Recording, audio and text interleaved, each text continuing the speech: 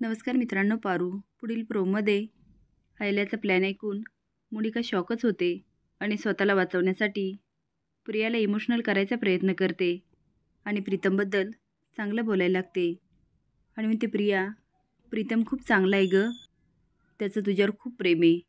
तो स्वप्नातही विचार करू शकत नाही तुला त्रास होईल, तुला तो दुखवेल. खरंच माझं चुकलं. मी जे केलं ना ते माझ्या बाळासाठी. मला वाटत होतं माझं बाळ अगदी सुखात वाढावं. आईला म्हणते, मग तू दुसऱ्याच्या आयुष्याशी खेळशील, संसार मोडशील. हे करताना प्रियाने प्रीतमचा जराही विचार केला नाही.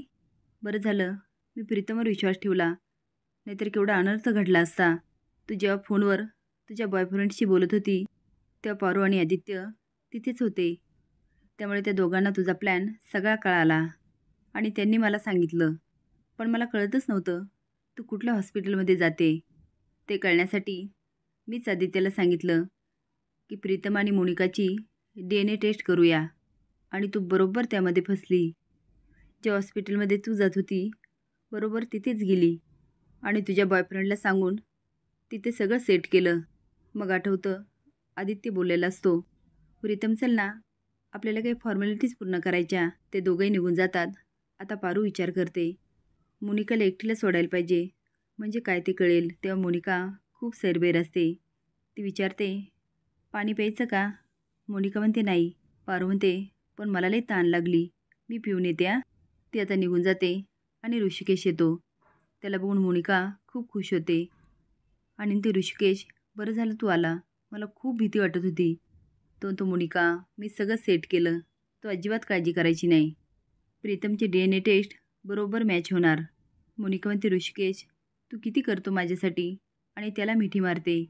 ऋषिकेश म्हणतो, तुझी इच्छा होती ना आपलं बाळ अगदी सुखात वाढावं, आणि किर्लोस्कर घराइतकं तो कुठेही आलिशान वाढणार नाही. दोघांना चुरून पारू बघत असते.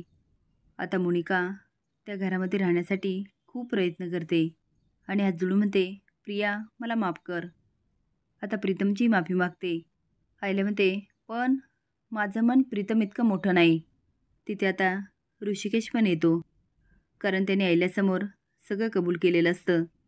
आईला म्हणते, मोनिका, आदित्य आणि पारूसमोर ऋषिकेशने सगळं कबूल केलं.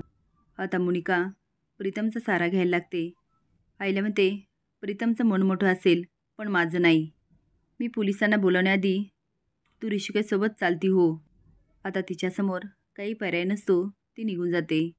आईला म्हणते, गुरुजी अगदी बरोबर बोलले होते. पूजा घातल्यामुळे सगळे संकट दूर होतील. गुरुजीची भविष्यवाणी कधीच खोटी ठरली नाही. आता पारूला आठवतं गुरुजींचं बोलणं की मृत्यू होणार, पण ज्याच्या हातून मूर्ती भंगली त्याचा. आता मात्र ती जाम घाबरते. पारूला वाचवण्यासाठी गुरुजी मारुतीला व्रत करायला सांगतात, तर गुरुजी उपाय सांगतात. मारुती म्हणतो, काही झालं तरी करावंच लागणार. डोंगरावर मंदिर असतं, त्या मंदिरात पारूला उचलून घेऊन जायचं असतं. मारुती पारूला उचलतो आणि घेऊन जात असतो, पण त्याची हालत मात्र खूप खराब होते. पारू आता पडायला लागते. मारुती म्हणतो, पारू हे माझ्याच्याने आता नाही होते. पारू मोठ्याने ओरडते, बा बा. आता पारू पडणार तेवढ्यात आदित्य झेलतो. पारू म्हणते, आदित्य सर, डोंट वरी, तुझ्यासाठी हे व्रत मी पूर्ण करणार. हे ऐकून पारूला खूप आनंद होतो आणि स्वतःचं लग्न आठवतं. असेच नवीन अपडेट जाण्यासाठी लाईक आणि सबस्क्राईब करा. धन्यवाद.